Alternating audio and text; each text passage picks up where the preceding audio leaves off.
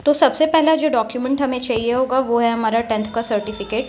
अगर आप CBSE board से हो तो आपका सर्टिफिकेट मार्कशीट कम सर्टिफिकेट एक में ही रहेगा, लेकिन अगर आप किसी स्टेट बोर्ड से हो तो आपका मार्कशीट और सर्टिफिकेट में भी अलग अलग हो सकता है। तो 10th का सर्टिफिकेट और मार्कशीट रख लेना, 12th का मार्कशीट और सर्टिफिकेट रख लेना, इसके बाद ग्रेजुएशन का मार्कशीट, सर्टिफिकेट और डिग्री तीनों ही रख लेना आप अपने साथ, तीनों की ज़रूरत पड़ सकती है।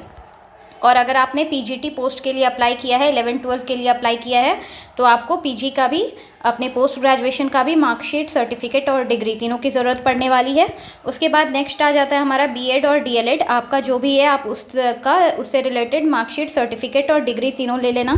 अगर आपने रिसेंटली ही बीएड किया है या फिर डीएलएड किया है तो हो सकता है डिग्री सर्टिफिकेट अभी ना आई हो। मैंने भी अपना डिग्री सर्टिफिकेट नहीं लगाया था क्योंकि नहीं आई थी तब तक। तो अगर नहीं आई है तो कोई दिक्कत नहीं है, आप मत लगाना, बस मार्कशीट और सर्टिफिकेट लगाना, काम उससे चल जाएगा। उसके बाद नेक्स्ट आता है हमारा सीटेट और एस्टेट। सीटेट एस्टेट आपका जो भी है आप उससे रिलेटेड सर्टिफिकेट और मार्कशीट लगा देना। उसके बाद अगर आप बिहार के रेसिडेंट हो, बिहार के नागरिक हो, तब आपको रेसिडेंशियल सर्टिफिकेट लगेगा। अगर आप अदर स्टेट से हो तब आपको रेसिडेंशियल सर्टिफिकेट लेने की कोई ज़रूरत नहीं है। अगर आप बिहार के हो तब आप अपना कास्ट सर्टिफिकेट भी लगवाओगे। आप ओबीसी, एससी, एसटी जिस भी कैटेगरी से आपने फॉर्म फिल करा है, अगर आप जनरल हो, ईडब्ल्यूएस से फॉर्म फिल करा है तो उसका भी सर्टिफिकेट लगा लेना। उसके बाद है आधार कार्ड, ठीक है। इसके बाद आ जाता है पैन कार्ड। अगर आपने पैन कार्ड नहीं बनवाया है तो बनवा लो, पैन कार्ड की ज़रूरत पड़ती है। अभी टाइम है डीवी में, डीवी का डेट अभी तक नहीं आया है, तब तक आप अपना पैन कार्ड ज़रूर से बनवा लो। इसके बाद ये सबसे ज़्यादा ज़रूरी हो जाता है phone number linked with Aadhaar card. आपके पास ऐसा वो फ़ोन नंबर होना चाहिए जो आपके आधार कार्ड से लिंक्ड है। अगर लिंक नहीं है या फिर जो फ़ोन नंबर लिंक है वो नंबर अभी बंद हो गया है तो आप उसे फिर से चालू करवा लो या फिर नया नंबर लिंक कर लो। लेकिन जब तक वो आपका ओटीपी आएगा नहीं आपके फ़ोन में तब तक डीवी का प्रोसेस आगे नहीं बढ़ेगा। डीवी में सबसे पहले क्या होता है कि आपका फ़ोन नंबर ही मांगा जाएगा जो आधार कार्ड से लिंक हो, ठीक है। उसके बाद जब आपने बीपीएससी का फॉर्म फिल आप कर रहे होंगे तब आपने कन्फर्मेशन पेज डाउनलोड किया होगा, एक उसका भी जेरॉक्स कॉपी रख लेना, उसका भी काम आ सकता है। उसके बाद है एडमिट कार्ड। एडमिट कार्ड में देखो मैंने 3 स्टार लगा रखा है। एडमिट कार्ड बहुत ज़्यादा ज़रूरी है और ये फ़ोन नंबर बहुत ज़्यादा ज़रूरी है जो आपके आधार कार्ड से लिंक हो, इसमें भी स्टार मार्क कर लेना, और ठीक है। और ये एडमिट कार्ड का काम आपको स्कूल ज्वाइनिंग तक आने वाला है, तो एडमिट कार्ड ज़रूर से रखना आप, ओके।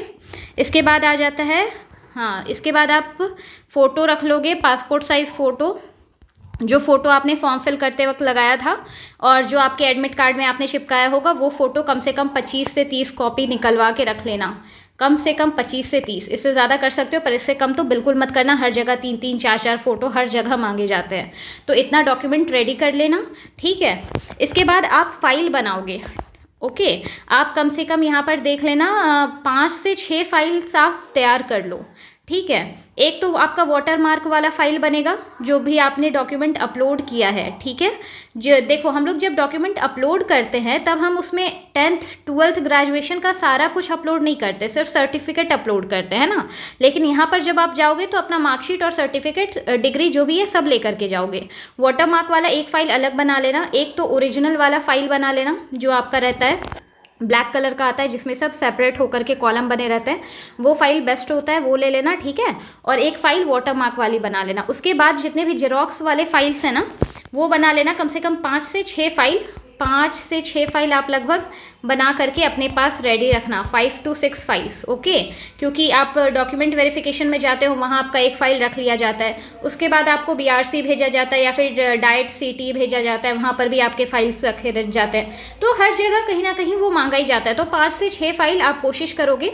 डीवी करवाने जब जाओगे उस वक्त तो 3 फाइल आपको ज़रूरत पड़ने ही वाली है, ठीक है। उस वक्त आपको 3 फाइल्स की ज़रूरत पड़ेगी।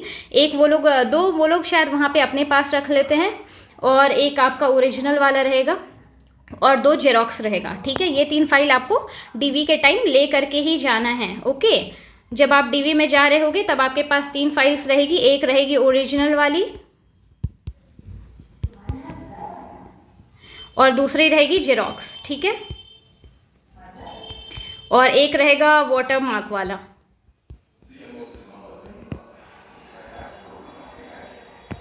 ये 3 फाइल आप उस वक्त ज़रूर से रखोगे। इससे एक्स्ट्रा में भी आप 4 से 5 फाइल बना करके रखना, काम आने वाला है।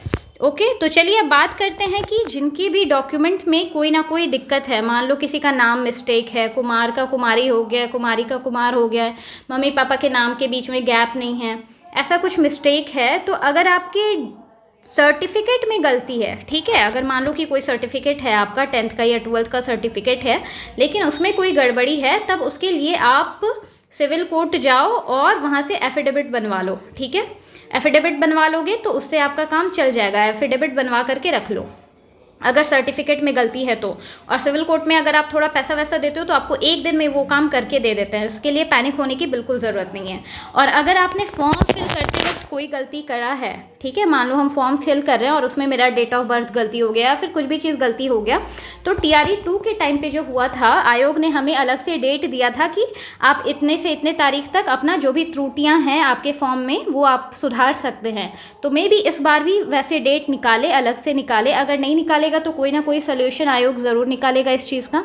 और अगर डेट दे देता है तब तो कोई बात ही नहीं है, तब तो वेल एंड गुड, अगर डेट आता है तो आप अपना ठीक कर लेना, ठीक है।